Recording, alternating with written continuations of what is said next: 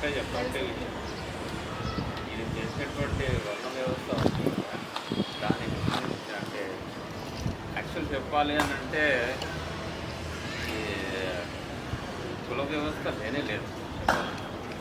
ఈ కుల వ్యవస్థ లేనప్పుడు అగ్రవర్ణాలు లేకపోతే క్షత్రియులు లేకపోతే ద్విజులు ఇట్లాంటివన్నీ ఎందుకండి? నేను అనేది ఒకటే ఈ విషయంలో, కులం ఎట్లా వచ్చింది? ఇప్పుడు మనం పనులు చేసుకుంటూ ఉంటాం. మీరంటారు, అయ్యో బాబు నువ్వు నా చెప్పు తెగిపోయింది కుట్టుపెట్టు కుట్టుపెట్టు అని అంటే సరే సార్ నేను కుట్టుపెట్టాలా.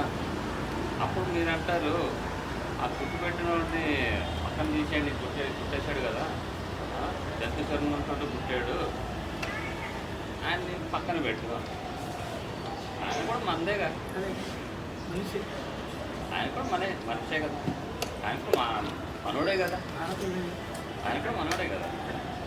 మనోడు అన్నప్పుడు ఆయనకు పేరు పెట్టారు మాదిగా అని.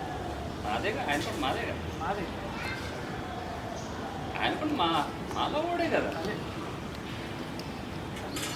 ఒక పని చేసినప్పుడు ఆయన కూడా మానవుడే కదా, ఆయన కూడా మానవుడు, ఆయన కూడా మనదేగా. మరి మాదిగా మాల ఏంటి? మన నుంచి వచ్చాడు కదా, అవన్నీ మనమే సృష్టించుకున్నాం. కులాలు సృష్టించుకున్నాం మనమే. ఈయన దాన్ని వ్యతిరేకించాడు, అంబేద్కర్ గారు దాన్ని వ్యతిరేకించాడు. అర్థమైందా? అదొకటే అని చెప్పాను. అంటే దీన్ని బట్టి చూస్తే కుల నిర్మూలనకు చాలా కృషి చేశాడు మరి అంబేద్కర్ గారు. నిజంగా మరి కుల నిర్మూలన కావాలి ఇక్కడ ఈ దేశంలో. ఎప్పుడైతే ఈ కుల నిర్మూలన అనేది ఉంటుందో, మరి కులం అనేది ఉన్నంత కాలం ఈ దేశంకి అభివృద్ధి చెందదు. కుల నిర్మూలన జరిగినప్పుడే ఈ దేశము అభివృద్ధి చెందుతుంది. అందరము సమానము అన్నప్పుడే ఈ భారతదేశము అభివృద్ధి చెందుతుంది.